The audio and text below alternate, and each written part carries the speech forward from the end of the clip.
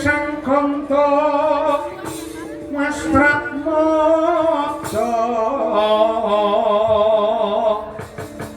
lang-lang lalu ngulati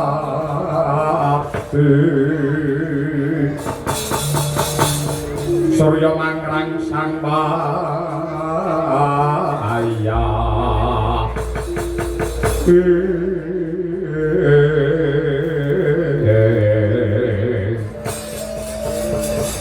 Ilang sosmat linuwih uga pare pepayung pring jagat sawiku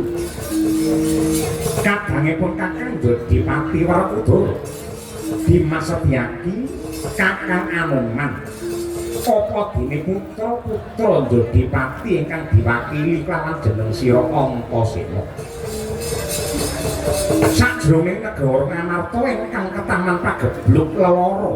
lan larang sandang pangan ingkang anjalari para kawula padha nemahi panandhang ndak pundhut kanthi banget sira kabeh aja menggedhekake rasa pangresula sarta sambat nanging gelem malas diri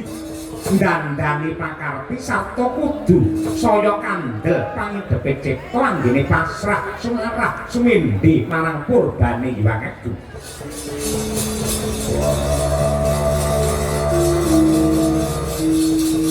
Riteng tresna kakangku mbok menawa dina iki wong Amarta lagi didagar kesabarane karo Gusti kang gelar jagat oh bener Yayi Werkudara bener menungso kuwi yen ditresnani kelawan pangeran mesti tansah nampa ujian lan pacoban lan kabeh mau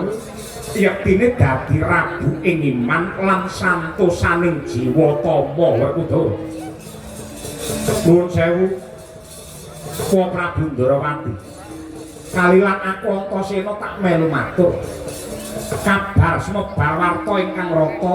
dina iki Kyai Semar bakal mbangun kahyangan ngrumpukake para brahmana resi para pejabat lan kawula dikanthi